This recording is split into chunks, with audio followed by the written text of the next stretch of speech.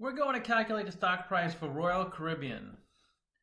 Now let's find the market cap, 10.861 billion. And the share price, 51.87.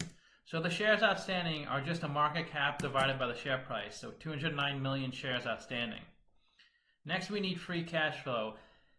And the best way to calculate the stock price for a company is to estimate future free cash flow and then discount that number back to today's dollars. And that's what we're doing in this video.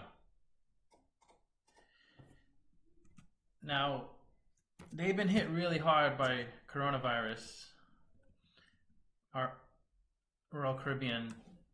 So it's hard. It is a lot harder to value a company that's going through such a difficult time. The DCF model just looks at prior financial information, and then we as analysts need to make some type of assumption on the future, which can be challenging. But let's see what the model shoots out.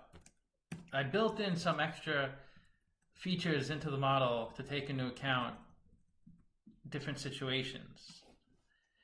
Okay, now we need a capital structure of RCL, so we know what to discount the free cash flows by.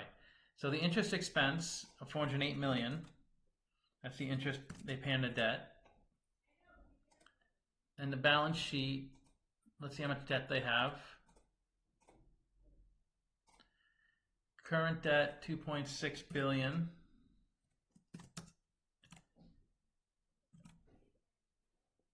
And let's see the long-term debt, 8 billion.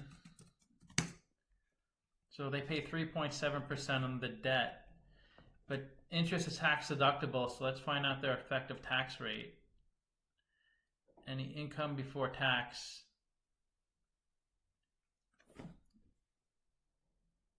This is confusing because income before tax,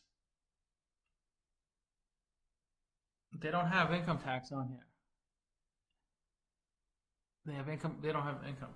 Let's just put it at 20% to keep it safe. Okay, I did that in the model already when I analyzed this company beforehand.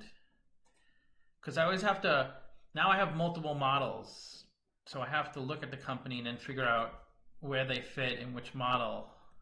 So I'm getting more and more information the more I do this, which is great. So half of the capital structure is debt, which isn't so great. But let's look at their beta, because we need to find out the cost of equity. 2.49. Anytime a beta over 2, it's a pretty volatile stock. It moves 2.5 times the market. So the cost of equity is 21% and the cost of debt is 3%. Equity is definitely more expensive than debt, as you can tell, because it sits lower on a capital structure of a company. So in the event of a default, debt holders are paid before equity holders. And there's a hierarchy. Usually secured debt gets paid after unsecured debt. Or before unsecured debt, because unsecured debt gets a higher interest rate. So the more risky your investment is, the lower you are in a capital structure and the higher your return. But we can talk about that. I want to do live streams actually and talk in more detail about this stuff.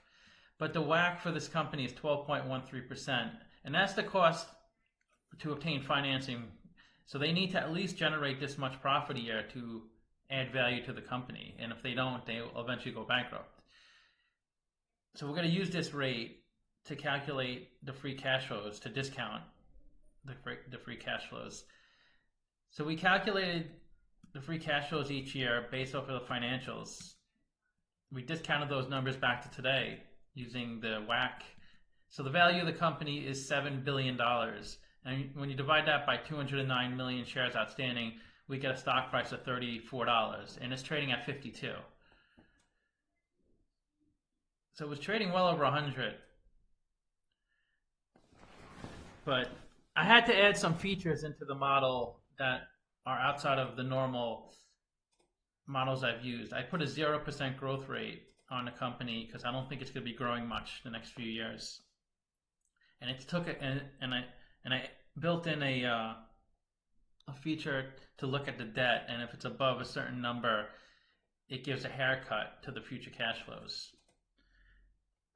But anyways, so the stock price was trading well over 100. So it's come back down, but it's, according to my model, it's a sell. It's trading at a premium, 54% premium. But stocks can trade higher or lower than the market, and it's all about supply and demand. The more people that want to buy it, that kind of bids the price up. The more people want to sell it, it bids the price down. And you'll find analysts saying to buy this stock, other analysts would say sell this stock, but each analyst has their own ideas and their own models, but you never see their model. But this is my model, in my opinion. So thanks for watching.